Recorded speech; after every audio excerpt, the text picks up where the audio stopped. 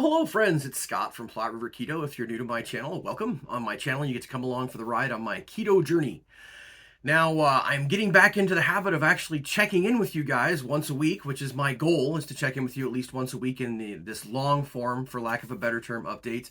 I also post a daily short video, mostly just for accountability for me. It's a chance for me to tell you hello, of course, every day, but I usually do that on my morning walk, hopefully again, soon to be morning ruck with my dogs. So that's another way that you can interact with me. But my goal is to check in with you guys once a week, let you know how things are going on my keto journey. And glad that you're here. If you're new, welcome. And if you've been here for a long time, so glad to have you as part of my health journey. Wanted to check in with you guys, let you know how things have been going for me this week. You know that tax season is now behind us. Been done with that now for, what is today, the 26th? So about 10 days. Feeling human again, being able to do a lot of the things that I wasn't able to do when I was working 60 hours a week. Caught up on most of my honeydew projects, most of the things that I had put off, and now really focusing in on my health journey and focusing in on some things that I've been wanting to do to improve myself. And as you guys know, I have the low carb cruise coming up in June. That's in like 50-ish days. I'm not counting down the days. I can't do it.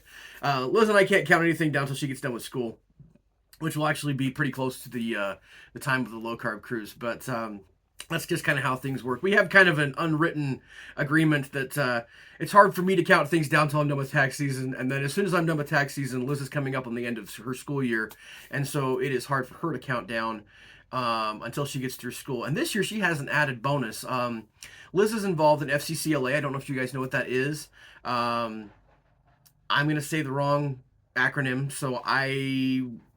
Yes, but FCCLA is something that's really in her subject area, which is family and consumer sciences. And she had the first year of doing that at the high school. They had the district competition, they had the state competition, and now she had a couple of her students, my daughter being one of them, that has the opportunity to travel to nationals, which is really awesome. Liz gets to go to Orlando over the 4th of July. But there's a lot of money that needs to be raised because that's going to be a really expensive trip. So in addition to getting to the end of Liz's school year, she is also focusing on raising funds to take her and a couple of her students to Orlando. So she has a little extra stress. So it's hard for us to count down at this point to the low carb cruise until we kind of get some of those things squared away. But that is the next kind of thing for me. And it's a really easy, not so much that I have a weight goal or even a health goal, but it's like it's the next thing that I can kind of be looking forward to. And as I talk about the things that I'm wanting to do, I'm kind of like, this is what I'm going to do over the next couple of months before I take my first trip and go on the low carb cruise to Alaska.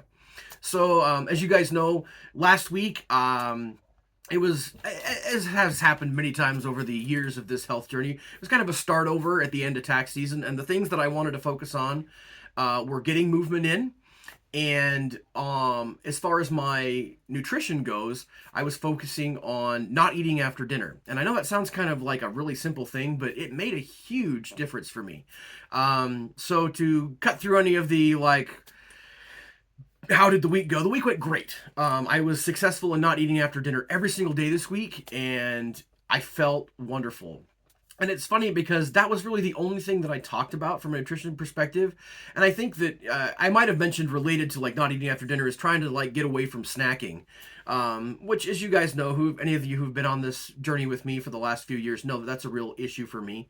I'm a real carb addict and a food addict in general, and I tend to just overeat things, especially when I'm snacking or grazing. So, but cutting off my eating time to stopping basically after dinner was very, very helpful to me in getting rid of the snacking. Now, the interesting thing is when I am able to cut out the snacking, which I was able to do this week, I enjoy the nutritious whole foods so much more. So it's so easy to have that focus on whole foods and that sort of thing as a byproduct of successfully not eating, not snacking and not eating after dinner. So had really good whole food keto meals this week. Going to continue to do that moving forward. And yeah, things are just going really, really well. I'm feeling really good. I don't know if the scale has moved at all, and we'll talk about that in a little bit. I don't really care if the scale has moved at all, but I'm feeling better. I'm feeling really, really good and positive, not only about my nutrition, but also about my movement. Had great success in getting my movement in this week. Walked with my dogs every morning. I got my DDPY workouts in and started walking with Liz in the evenings. Now, for those of you who've been following along, I don't always talk about Liz's situation, but you guys know that Liz has had some trouble with her hip, and she's had that for several years. And it really seems to have been more aggravated over the last little while. Now, Liz will tell you that to some degree, she knows that that's nutrition related. She hasn't been doing the best on her nutrition, but it's not just nutrition. It's not as if she just ate clean, whatever that means, that suddenly her hip would be 100% better, because it's not. There's some muscular issues that she has. She's working with a massage therapist and working on some stretching, and all that to say that Liz and I are working on walking together in the evenings. And one of the things that I know is that Liz doesn't walk as fast as I do, and so I try to get my exercise walk in with my dogs in the morning so that I can have a slower walk and be fine with that in the evenings when Liz and I walk together. And we had kind of a funny thing the other day. We walked a couple of days, and then the third day, I kind of pushed the pace a little bit without really telling Liz. We got back to the house, and she was like, "All right, that was too fast." And I said, okay, to help myself not walk too fast when we're walking together, I'm actually going to throw my rucking backpack on, throw on 35 pounds of weight, and that will force me to slow down. And we kind of had a little bit of laugh about that, because that evening walk, I really just want to help Liz. And like I said, that one day I was kind of like trying to sneak in a little bit, getting her to walk faster, but it was a little bit hard on her hip still. So, but the good news is I'm now rucking, at least in the evenings when I go with Liz. I am hoping to that my body is feeling good enough that I can try rucking in the morning again with the dogs soon, because I know that that's a better full body workout for me. So, but that went really well this week, and getting out with Liz has been good, and she's starting to feel a little bit better. We're trying to get her trained, so to speak, so that she can hike with me when we are in Alaska on the low carb cruise. So something for her to kind of shoot for. But yeah, so that's how the week has gone. The other thing that I started this week, I hadn't even really talked to you guys about this at all. It's something that I've been thinking about, is reincorporating weight training back into my routine. Now that I have more time, now that I'm working 40 hours a week instead of 60, with that sudden extra time, I'm able to do a lot of different things. And so I started, you guys may be familiar, I've mentioned it in the past when I've done my weight training. I forget what the guy's name is, and I should have written it down so I could tell you. But Anabolic Aliens is the channel, the YouTube channel, and he has several like 30-day workouts of different things, body weight, and focusing on different muscle groups and things. But there's one that he has that a friend of mine, Jason Sparks from DDPY. He's a friend that I found through DDPY. Turned me on to the 30-day workout, full body workout at home with dumbbells. And so I just finished day 2 this morning, and so I'm incorporating weight training in with everything else that I'm doing, and it feels really good. It feels good to do that, and I feel like I'm doing a lot, but I'm not overdoing it. And just having a week under my belt of eating cleaner keto, and of not snacking, so I'm not feeling full all the time, has really helped me to want to do more. And that's kind of why I'm incorporating all these different things into my my routine. So moving forward, I'm not really going to make any changes as far as what I'm wanting to do. So I'm not setting any new goals for this week. I want to continue to focus on whole foods keto, still not eating after dinner. That's something I really think, with a few rare exceptions, I'm not saying that there won't ever be exceptions to that, going over to a get together and maybe having a keto treat of some kind. But like, for the most part, I sleep so much better when I quit eating after dinner. And sometimes I just have to be reminded of that. So, but that's going to be a focus this week, continuing to not eat after dinner, continuing to get my movement in, my DDPY, and obviously continuing to do the weight training that I've started. So that's what's going on with me. I wanted to kind of tease something for those of you who actually follow along on my updates. I do have some exciting news coming, a new relationship that I have, something that's helping me with my workout performance. And I will share that with you as soon as I am able, but I wanted to let you know that that's coming, and it's something that I'm really excited about. So, in addition to my relationship that I have with Keto Chow, which has been amazing, I have a new relationship and some things that I want to share with you guys. So, just a preview of coming attractions. Um, on the subject of Keto Chow, they did come out with a new flavor, and Liz and I haven't had a chance to review that together. Hopefully, maybe we'll get to that this week. I know all of you are aware of the coconut cream pie flavor. Actually had the opportunity to see Chris and Miriam as they were passing through. It was so fun to hang out with the owners of Keto Chow, and they actually hand delivered us some of this new product. Liz kind of oversold how much I like coconut cream pie. I don't know where she got in her head that that I really like coconut cream pie, because I don't. I don't hate it or anything, but like if there were like 10 pies on a table and one of them was coconut cream, it would definitely not be one of my first few selections. But it's really good. I have had one opportunity to taste that. Made one shake up, and it's really a great flavor. If you love coconut cream, I think it does a really good job of capturing that flavor. But I'd like to, hopefully we'll do that this week. I'd like to get a review video in, and it gives you a chance to see Liz, because Liz is awesome. Best part of my channel, as many of you say.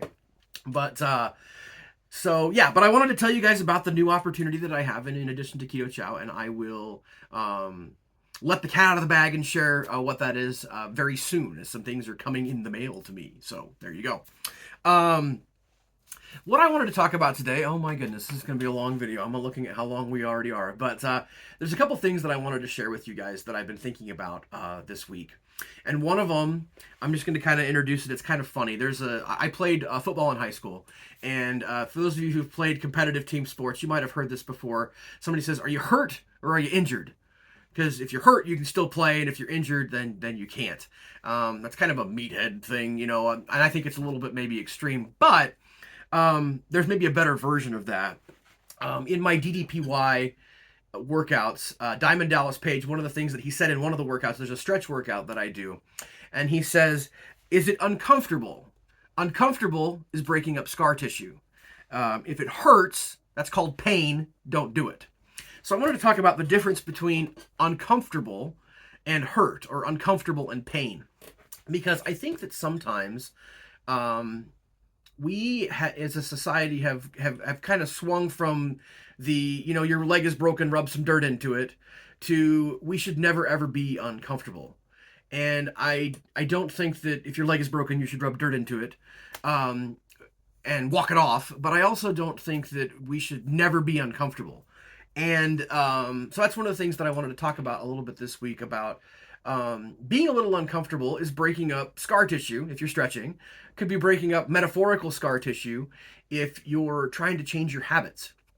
And what made me think of that was I had you guys know that I've reset many times over these years of my health journey. But I remember one of the times that I did, I mentioned how it might be a little uncomfortable for me in that coming week. You know, like not eating after dinner. There might be some moments when my tummy's a little grumbly and I'm used to eating after dinner, and so I might be a little uncomfortable. And I remember a well-meaning commenter, I don't even remember who it was.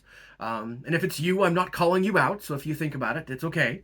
But they were like, you know, there are ways to make it so that it's not even uncomfortable. You know, you can take enough time, ease into it, whatever you want to say, to where it's not uncomfortable. And I thought about that, and what I thought was, like, it's supposed to be a little uncomfortable, especially if we're breaking up that scar tissue. Whether that be, like I said, physical scar tissue, if we're actually trying to stretch and improve our flexibility, or if we're trying to break up some metaphorical or mental or emotional scar tissue. It's okay for it to be a little uncomfortable.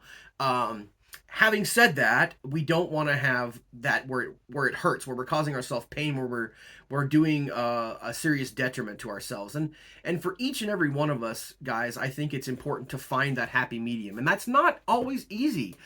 There are a lot of us who are really, really hard on ourselves, and so we will convince ourselves we're putting ourselves in pain, and we're actually doing damage to ourselves, usually metaphorically, emotionally, and we're thinking that we're just uncomfortable. But we don't want to go too far being too wimpy or too permissive of ourselves because we're so hard on ourselves. So that can be a hard balance to strike, but I think that it's important to understand that it's okay to be a little uncomfortable as you're, whether you're adding movement into your health journey or whether you're just starting off in keto, you might be a little uncomfortable. I know a lot of keto influencers talk about how easy keto is, and it is really simple. And it can be really easy once you're into the groove, once you've gotten fat adapted. Like, man, you could just kind of plug along and you can have a lot of success, but it's okay for it to be uncomfortable, and you haven't done anything wrong if it's uncomfortable. Again, if you've gone to the point where you're in pain, that's different.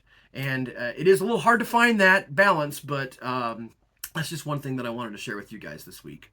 The other thing that I wanted to share, gosh, this is going to be a long video, but that's okay. The other thing that I wanted to share with you guys this week is the concept of a health journey versus a weight loss journey.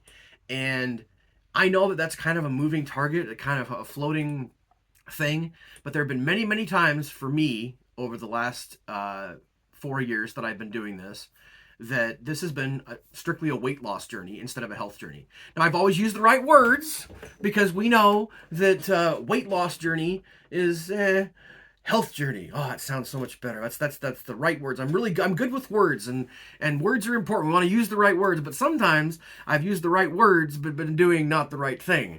And what I mean by that is there've been many times where I've gotten so focused on the number on the scale that I have done things that probably weren't good for my health in order to possibly incorrectly influence the scale or artificially influence the scale for a few days. And what made me think of that is I'm actually, as part of my weight training, this is not the thing that I was going to share with you because I am still going to share something fun with you guys coming up soon. But one of the things that I am doing is I've started to take creatine. Creatine is something that helps you to build muscle and maintain muscle and helps in recovery. One of the other things that creatine does is it pulls water into your muscles. Now, not the water retention that you guys are maybe thinking of when you've been eating the standard American diet where you feel really blah and bloated. Now, you can do that with creatine if you take a whole bunch right away. But it does pull water into the muscles, which can cause a person to gain a few pounds. Now, would I have started creatine if I was ultra focused on the scale? I probably wouldn't have. And that's because I would have been so worried about that number going up in the short term that I would have foregone the possible health benefits to have the number say what I wanted it to say this week. And so that's just a little bit of food for thought. We can maybe expound upon that in a future video. But the difference between a health journey and a weight loss journey, right now I'm really in the health journey focus, which is I'm just trying to get feeling better, feeling healthier, and I know that I'm going to lose weight. I know my clothes are going to start fitting better because they haven't been. It's one of the reasons I wanted to kind of reset things after tax season. But my focus, all the way up through the cruise, and then we'll get on to the next thing after that, is going to be on improving my health.